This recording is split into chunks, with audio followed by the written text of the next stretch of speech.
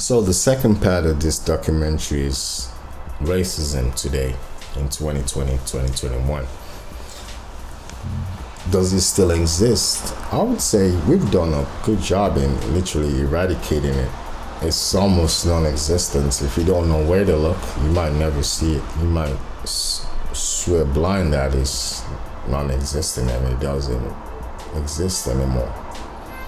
But come with me and see as I take you guys on a journey how, where, and what nature it survives, for it does still reside here in the United Kingdom.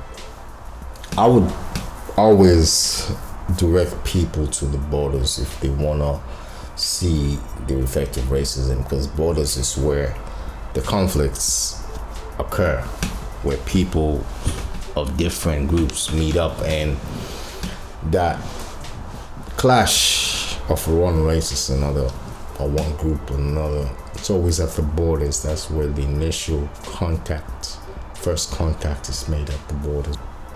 The Windrush generation, these were the bunch of Jamaicans who were taken from Africa and dropped in the island of Jamaica, and later on they migrated back into the UK to help build the United Kingdom's economy at that time, during those world wars as well, where the manpower was required and needed. I mean, what happened with them was that they were deprived of their basic existence, pretty much. Understand the conditions they were living in. The British government never actually gave them official identification or accepted them officially. It didn't, even though it might say yeah, but they never issued them any form of documentation to ensure that they are recognized. When the research was done and the scandal was released of how appalling British citizens who had paid a high price for that title, how appalling they've been abused, the government came out and apologized and tried to undo the wrongs by issuing them all papers and the right documentation so they could be accepted as British citizens. The point here to note that is the government in place was quick to say what it did was wrong, because those people he perpetrated those actions to were British. Not because of the actions that he did, no. Those actions are okay. The only issue here is they were perpetrated against British citizens. And you might wonder why was there a mistake in the first place. If there were, I would say maybe the color of their skin. They must have been judged predominantly by the color of the skin, or which relates to the region where you're from. And because of that, they deemed them unworthy. But when the scandal erupted, the government was quick to apologize and reinstate the Jamaicans back in their rightful place as migrants who'd been here and had the right to reside and live. But what it didn't do was stop the campaign of brutally, forcefully evicting and removing and denying individuals their basic humanity. That never stopped. It just ensured that it was directing that hate or discrimination, as we've been saying here, to were not in the group. So it's just a classic way of showing how groups band together based upon region and perpetrate hate and negative energy towards another group for not being a part of the group. Now that we couldn't just go to wars and kill, it's even worse. Now people have to hold on to their hate and find different ways of relieving their stress for harboring such hate. Because that's the thing about hating somebody, you need to find a way to. Back then it was just go to war and let's just kill a bunch of foreigners, and usually that satisfies the ego and the lust for blood. But now when we can just run and go kill without a camera picking it up and publicizing us in the world, we're left with fewer tools to exert power and authority over those who we consider weak. We're left with few tools such as denying them human rights or trying to rob others of their humanity, not knowing we are robbing ourselves of our humanity. Because every time we decide to treat someone less human, what we're doing is literally showing to everyone else that we are not fit to be human beings. So it's a two-edged sword. But the fact that the British government, or should I say, Westminster, England's heart of rule, never saw it fit to stop ill-treating those who considered outside this club, that action still persisted and continues to this day, just shows that the racism that we'd be describing of a group hating on another group based upon, in this case, religion, nationalism, still the same. Well, Westminster is one of those places that laws are being made, and they would always say the best way to end racism is to change a law. So they send in a black female there to go in and change the law. Who else could be in a better place? And this woman came out, the black MP, and stated that the institutions in the country are racist.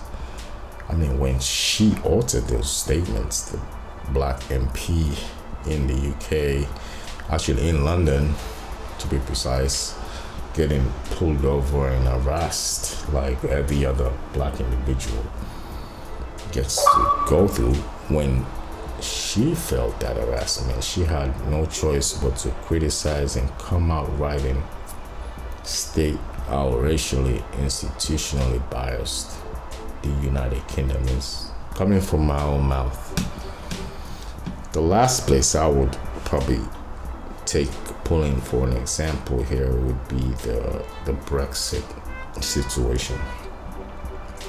I think the best thing that ever came out of Europe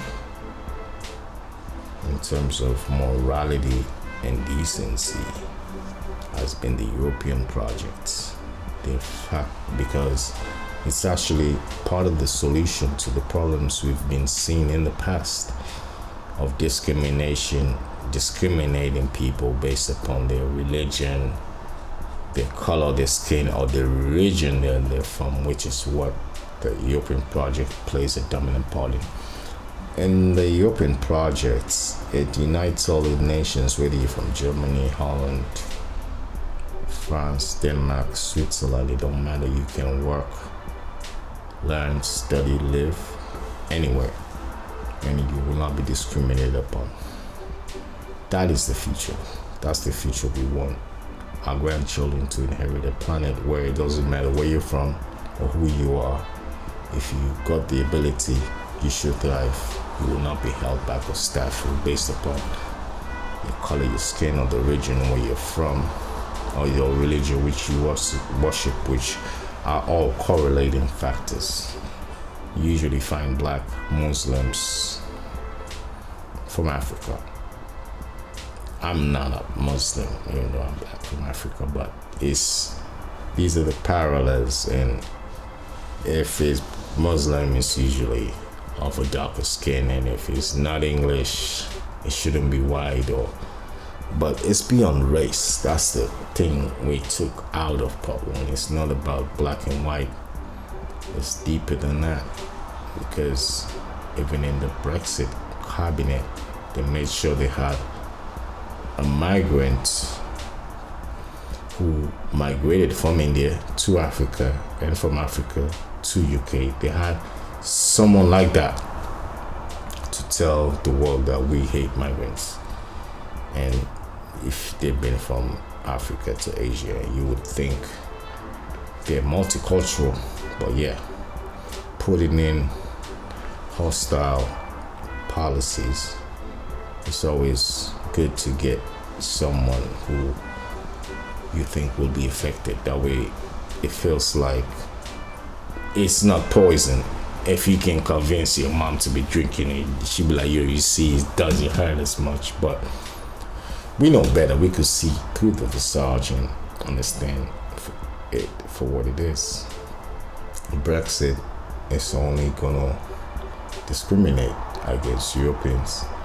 United Kingdom doesn't feel like going in that direction. In fact, it wants to go back to where we were when they had this greatest empire, and then they had that pride of being bigger, better than everybody else. And the whole idea of not wanting to sit down with Europe, a European nation, is like telling Asians and Africans, Britain is telling them, look, I can't get on with Europe, I'll probably get on with you guys. But the lessons learned from Africa, England has been a destructive force, but in slavery and all that good stuff for its part, horrible stuff for our people. And the only way we can fix the world if we respect each other.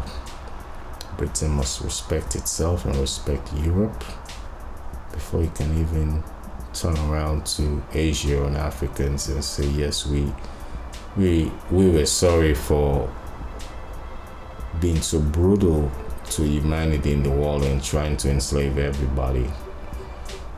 We're sorry for trying to get an empire that stretches from east to west on your backs while turning you guys to slaves and robbing you of humanity just so we can say we're better.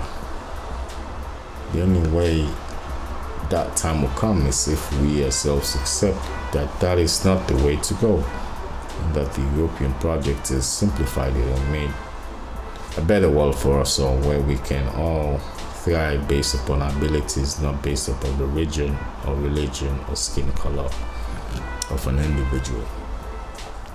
So that's pretty much it for the examples I would turn to look at the state of racism here in the UK.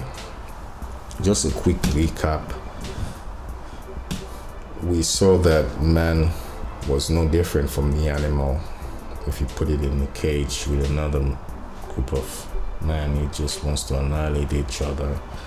And we saw that science made us think that we're better than the animals, but the science itself is giving us a more evolved brain, something beyond our mind. It's almost like an alien intelligence. Artificial intelligence it's not our intelligence. It's beyond our mind, but it's looking at the way we function. And if that way we function is hostile, it's just gonna take a blueprint of that and turn around and try to fit us in the bigger picture. And with the intelligence and superiority of AI, the only place we would fit in its universe is small dominial servants, which might render us useless. But if we teach it a way of embracing life, no matter how big or small, and showing that they all are respected and given opportunities to flourish, and the strong should always be there as a helping force to ensure the weak could stand, and not a bullying force to crush the weak. If we can pass on that kind of value on to AI, then humanity might be able to not get wiped out by artificial intelligence. If we don't stop this hostility, we're gonna create even more deadlier weapons and finally get to use them, which might just spell the end of the whole human race.